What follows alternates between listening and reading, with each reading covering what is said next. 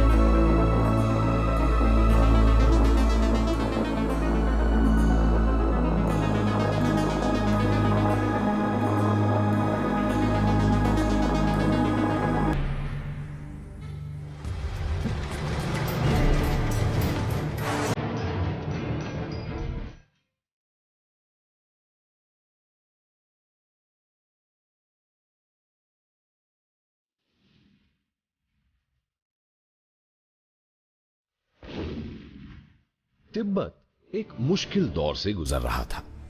दलाई लामा को 16 साल की उम्र में ही अपनी आध्यात्मिक और शासकीय सत्ता को संभालना पड़ा और फिर शुरू हुआ बातचीत और समझौतों का एक दौर।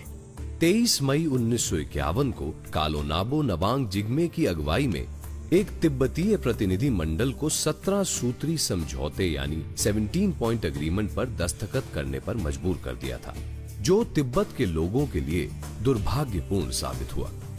तिब्बत के लोगों की भावनाओं की कद्र न करते हुए चीन ने तिब्बत को अपना उपनिवेश यानी कॉलोनी घोषित कर दिया और आहिस्ता आहिस्ता चीन ने तिब्बत की आवाम पर अपने आदर्श थोपने शुरू किए, जिसकी वजह से 17 मार्च 1949 को परम पूजनीय दलाई लामा को राजनीतिक आश्रय के लिए भारत आना पड़ा।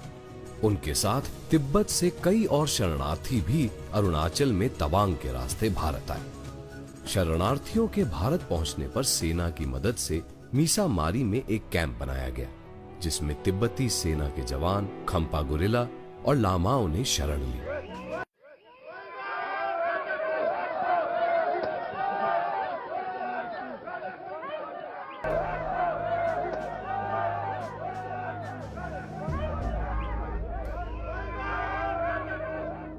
चीन के कब्जे वाले तिब्बत में गुरिल्ला युद्ध शुरू करने के मकसद से 300 खम्पा गुरिल्ला, जिन्हें 4 रिवर्स एंड 6 रेंजेस या चूशी गंगड्रुक के नाम से जाना जाता है, को चीन अधिकृत तिब्बत में भेजने के लिए चुना गया। ये वो योद्धा थे जिन्होंने खम में जनरल गोम्पो ताशी अंगदुसरंग के नेतृत्व में एक समय चीनी सेना से लोहा लिया था, पर बाद में कुछ राजनीतिक कारणों से इन्हें नहीं भेजा गया।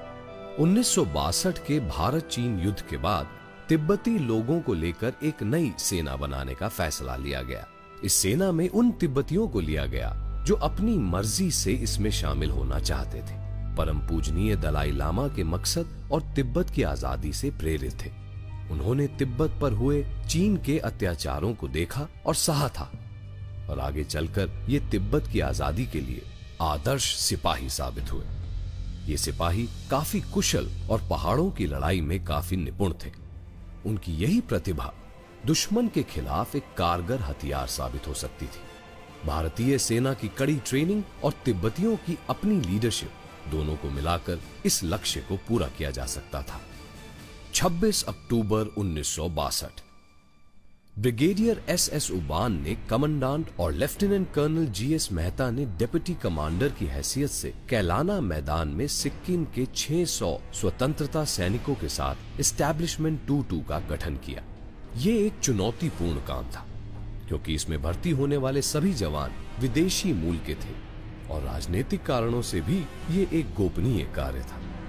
और फिर 13 नवंबर 1962 को शुरू हुआ सैनिकों की भर्ती और ट्रेनिंग का कार्य। शुरू में 8,000 सैनिकों को ट्रेनिंग देने की योजना बनाई गई। 6 महीने की इस कड़ी ट्रेनिंग में शामिल थी बेसिक गुरिल्ला ट्रेनिंग, अलग अलग हथियारों का प्रयोग, टैक्टिक्स, फील्ड क्राफ्ट, डेमोलिशन, दुश्मन के इलाके में मित्र लोगों से संपर्क स्थापित करना, वार्तालाप करने के विभिन्न तरीके, एलिमेंट्री क्रिप्टोग्राफी। इसके अलावा इसमें हेलीकॉप्टर से युद्ध क्षेत्र में उतरने जैसे विशेष अभियान भी शामिल थे।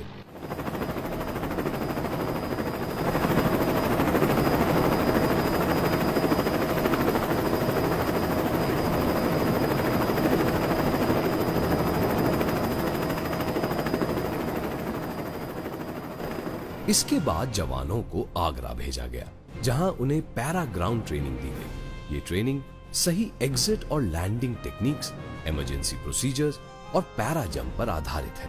अप्रैल 1964 तक सभी 15 कंपनियों को एयरबॉर्न रोल में ट्रेन कर दिया गया।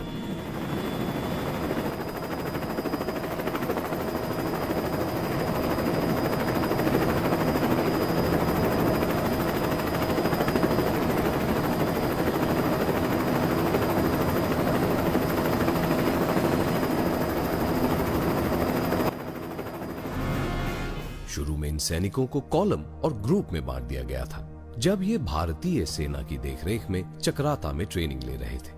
स्पेशल फ्रंटियर फोर्स की स्थापना के बाद 1963 और 64 में स्पेशल फ्रंटियर फोर्स में पॉलिटिकल लीडर्स की नियुक्ति होनी थी, जो कि एक महत्वपूर्ण पद था। स्पेशल फ्रंटियर फोर्स के पहले 4 पॉलिटिकल लीडर थे मिस्टर झंपा वांगडू, मिस्टर झंपा कालदेन, मिस्टर रतु गवांग और मिस्टर ग्यादो धोंदू।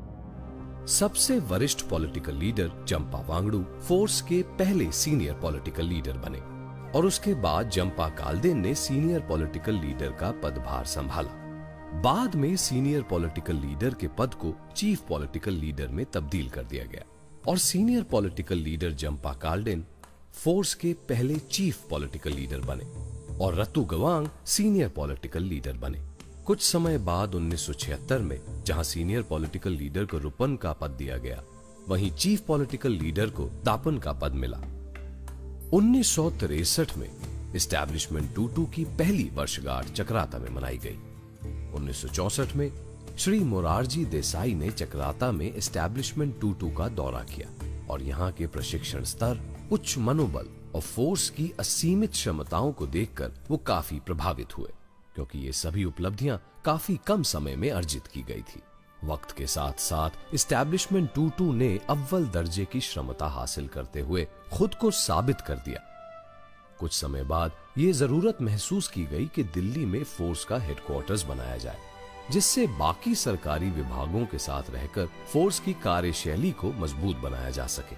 इसी वजह से इंस्पेक्टर जनरल के पद का समावेश करते हुए स्पेशल फ्रंटियर फोर्स का हेडक्वार्टर्स दिल्ली में स्थापित किया गया।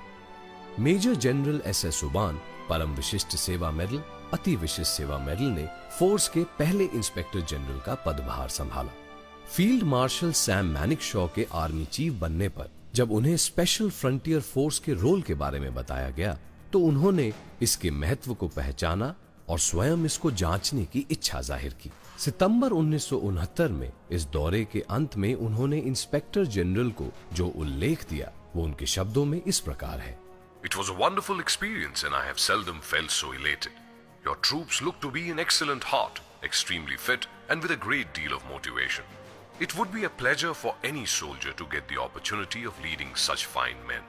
Without wishing to sound patronizing, I think a great deal of credit must go to you for having made such a wonderful fighting force out of men from such different areas and surroundings. Aviation research centre के air wing की सहायता से पूरी force को para training दी गई और तभी से पैरा जंप और ग्राउंड ट्रेनिंग सफलतापूर्वक जारी है। तिब्बत में एक ऊंचाई वाले क्षेत्र से इन सैनिकों को पैरा ड्रॉप किया जाना था। इसी कारण इन्हें लद्दाख में एडवांस पैरा ट्रेनिंग दी गई। आज स्पेशल फ्रंटियर फोर्स पूरी दुनिया में एकमात्र ऐसी फोर्स है जिसे स्टकना ड्रॉपिंग जोन में 13,000 फीट की ऊंचाई पर जंप करने की दक्षता हासिल है। स्पेशल फ्रंटियर फोर्स में ऑफिसर कैडर की पूर्ति भारतीय सेना के ऑफिसर्स के द्वारा तब की गई जब भारतीय सेना में खुद अधिकारियों की बहुत बड़ी कमी थी। इसलिए तत्कालीन चीफ ऑफ आर्मी स्टाफ ने यह सुझाव दिया कि फोर्स के ऑफिसर्स का एक भाग तिब्बतन ऑफिसर्स द्वारा भरा जाए। उनका विचार था कि जवान और होशियार तिब्बती लड़कों का चयन करके प्रशिक्षण दिया जाए ताकि वो स्पेशल फ्रंटियर फोर्स में अधिकारी बन सके। ऐसा करने से फोर्स की कुशलता में बढ़ोतरी होगी। इस तरह चीफ ऑफ आर्मी स्टाफ द्वारा दिए गए सुझावों को लागू किया गया और सन 1977 में 12 तिब्बतन ऑफिसर्स का एक ग्रुप और बाद में 2 ऑफिसर्स 1985 में शामिल किए गए। स्पेशल फ्रंटियर फोर्स एकेडमी की स्थापना 1 मार्च 1976 में की गई। 1 अप्रैल 1979 को एकेडमी की बनावट में सुधार किया गया और इसमें रिक्रूट ट्रेनिंग कंपनीज और रॉक क्लाइंबिंग स्कूल शामिल किए गए। तत्कालीन रक्षा मंत्री श्री जॉर्ज फर्नांडिस द्वारा 20 मई 1999 को रॉक स्कूल में किए गए दौरे के दौरान दिया गया उल्लेख एकेडमी के उच्च स्तर को दिखाता है, जो कि उनके शब्दों में इस प्रकार है। You have a fabulous institution here, which is a model of excellence.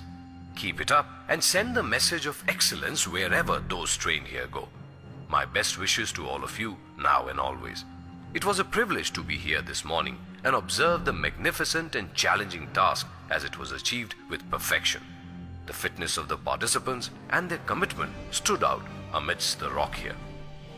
Special frontier force पूरी तरह से पैराट्रूपर्स फोर्स के रूप में बनाई गई थी। उन सभी जवानों ने जो उच्च स्तर पर प्रेरित थे, सरसावा में फिर special frontier force paratrooper school की स्थापना की, जिसमें कुछ पिंजा जवान जंप मास्टर और पैरा पैकर के रूप में शामिल थे। इस्टेब्लिशमेंट 22 की स्थापना वर्ष 1962 में की गई और अब उसके विभिन्न अंगों और यूनिटों को स्थापित होना था। विक्टर कॉलम की स्थापना नवंबर 1971 में पूरी फोर्स के लिए डिपो ड्यूटीज के लिए की गई। अप्रैल 1976 में स्पेशल फ्रंटियर फोर्स एकेडमी की स्थापना से पहले विक्टर कॉलम ने रिक्रूट ट्रेनिंग सेंटर की तरह भी कार्य किया। विक्टर कॉलम के सैनिकों ने ऑपरेशन ईगल और ऑपरेशन मेघदूत में बढ़ चढ़कर हिस्सा लिया।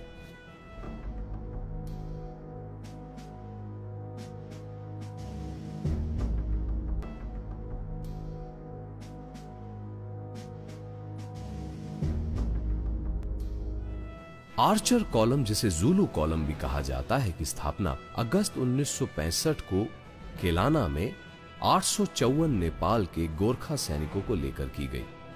आर्चर कॉलम के सैनिकों ने operation eagle, operation blue star, operation Pawan, operation Rakshak और ऑपरेशन विजय में हिस्सा लिया। बहुत सोच विचार के पश्चात 15 जुलाई 1973 को वॉलंटियर गर्ल्स कंपनी की स्थापना की गई और इसका नाम फोर्ड ट्रेनिंग कंपनी रखा गया। 1978 में कंपनी का नाम 34 वॉलंटियर कंपनी रखा गया। इसकी स्थापना का मुख्य उद्देश्य पिंजा लड़कियों को मिलिट्री ट्रेनिंग देना था, ताकि अलग अलग ऑपरेशन में ये अपने गुरिल्ला लड़ाकू साथियों के साथ कदम से कदम मिलाकर चल सके।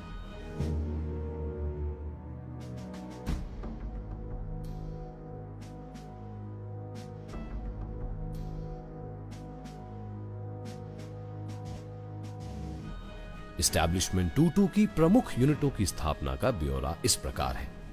1 विकास 24 अप्रैल 1976 को, 2 विकास 15 जुलाई 1976 को, 3 विकास 2 अप्रैल 1977 को, स्पेशल ग्रुप 1977 में, 5 विकास 3 अक्टूबर 1978 को, 6 विकास 26 जनवरी 1965 को, 7 विकास 15 अक्टूबर 2001 को और 1 आर्चर 22 जनवरी 1999 को रेस की गई।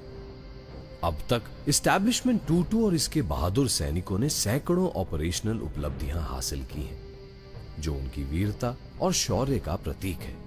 इन बहादुर सैनिकों ने सभी ऑपरेशंस में अपनी हिम्मत का लोहा मनवाया है। स्पेशल फ्रंटियर फोर्स ने देश की कई सीमाओं पर अपना नाम अर्जित किया है। 1998 तक स्पेशल फ्रंटियर फोर्स ने ऑपरेशन मेघदूत में 2 चरण पूरे कर लिए थे। जब से स्पेशल फ्रंटियर फोर्स बनी है, तभी से साहसिक कारनामे इसकी आदत में शुमार रहे हैं। अपने नाम के अनुसार स्पेशल फ्रंटियर फोर्स ने ऐसे कई अभियानों में भाग लिया है, चाहे वो विश्व की सबसे ऊंची चोटी माउंट एवरेस्ट पे चढ़ना हो या गंगा और महाकाली नदी के तेज बहाव को पार करना हो। हमारे जवानों ने इसे पूरी हिम्मत और लगन से पूरा किया है। 1980 का नंदा देवी एक्सपीडिशन और 1992 में भागीरथी और संतो पंथ एक्सपीडिशन इसके गौरवपूर्ण इतिहास के लिए मील का एक पत्थर साबित हुए हैं। 1994 में 1319 किलोमीटर लंबे ट्रांस हिमालयन एक्सपीडिशन को 21 दिनों में पूरा करना अपने आप में एक चुनौतीपूर्ण कार्य था। इस कार्य को निडर सैनिकों ने बड़ी आसानी से पूरा किया। 2001 में डेप्यूटी लीडर जिग्मे नामग्याल शौर्य चक्र ने माउंट एवरेस्ट के ऊपर चढ़कर दूसरों के लिए एक और उदाहरण प्रस्तुत किया। 2003 में फोर्स के न्यूली ट्रेन्ड और एक्सपीरियंस्ड पैराट्रूपर्स ने मिलकर all India air force accurate sky diving championship में पहला तथा दूसरा स्थान हासिल किया। यह सिद्ध करने के लिए कि वे कहीं भी पीछे नहीं हैं, 2005 में 11 वॉलंटियर गर्ल्स को army ladies mount Everest expedition के लिए चुना गया। 2005 में एक महिला और 8 पुरुषों ने माउंट एवरेस्ट पर चढ़कर इसकी गौरवपूर्ण गाथा में और इजाफा किया।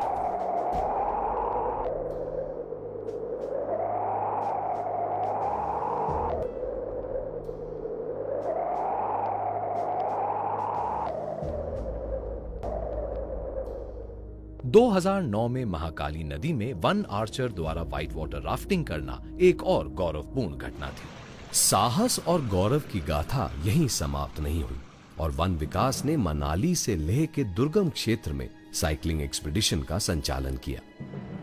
इसके अलावा स्पेशल फ्रंटियर फोर्स ने स्काई डाइविंग, पैराग्लाइडिंग, पैरासेलिंग और व्हाइट वाटर राफ्टिंग में बहादुरी के कई अध्याय लिखे हैं तथा खुद को सर्वोत्तम सिद्ध किया है।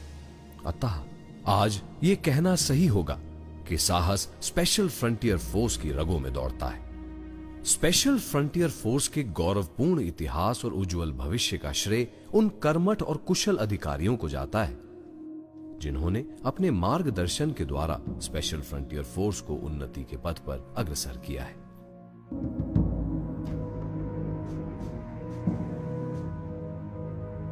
स्पेशल फ्रंटियर फोर्स की बागडोर हमेशा से ही भारतीय सेना के कुछ चुनिंदा अधिकारियों के हाथ में ही रही है, जिनकी बदौलत स्पेशल फ्रंटियर फोर्स ने सफलता के नए आयाम हासिल किए हैं। इन अधिकारियों के अद्वितीय नेतृत्व की वजह से ही स्पेशल फ्रंटियर फोर्स ने खुद को हर जंग में साबित किया है।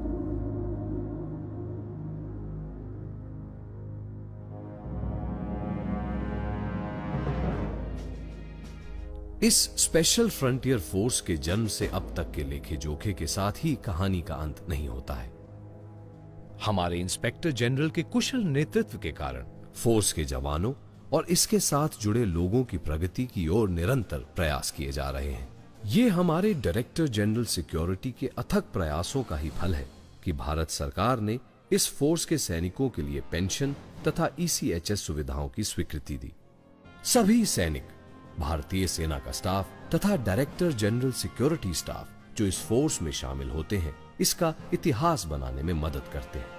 हमें पूरा विश्वास है कि स्पेशल फ्रंटियर फोर्स अपने उद्देश्य को पूरा करेगी और अपने मकसद को हासिल।